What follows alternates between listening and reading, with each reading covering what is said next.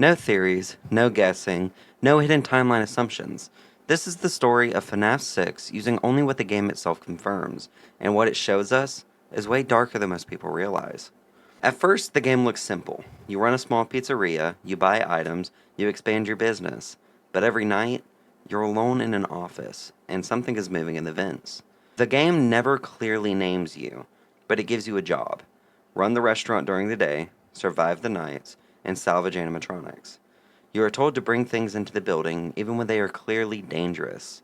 This is where the game becomes clear. You sit across from damaged animatronics, you're instructed to play audio prompts, observe movement, and decide if they should be salvaged or not. If they move, you shock them. If they stay still, you bring them inside.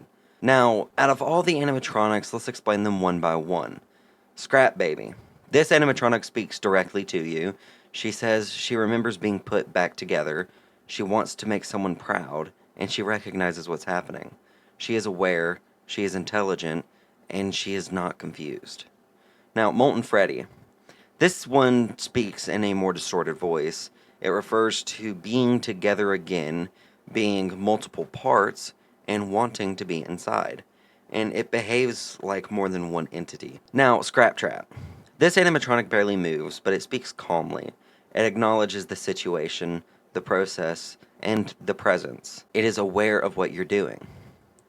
Now, Lefty does not speak. It barely reacts, but it is included in the same process.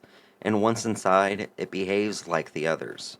The game gives you a pattern. Find animatronics, bring them in, keep them in the building, even when they attack you at night. You are still encouraged to continue. There is no option to remove them permanently. At night, you use audio to guide them. They respond to sound. They move toward it. This tells us that they are actively hunting, that they can navigate the building, and that they are aware of your location.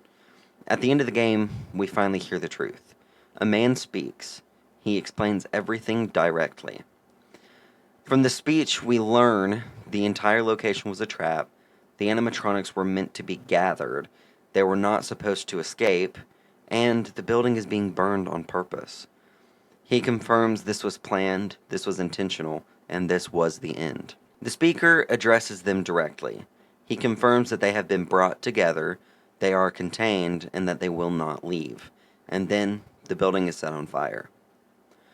The game never clearly tells us who the player is, exactly who each animatronic used to be, though some of the models we can theorize very, very strongly, and how they ended up in their exact forms.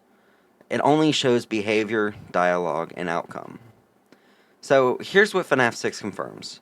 You are running a pizzeria designed to collect animatronics. Those animatronics are aware and dangerous. You are instructed to bring them inside anyway. A man created this as a trap, and in the end, he burns everything. No theories needed, because the game already tells us this was never a business. It was a final trap. Now, I want to ask you, if the game doesn't tell us who we are, then why are we the one finishing this? Comment what you think. And if you want more FNAF explained with no theories, subscribe.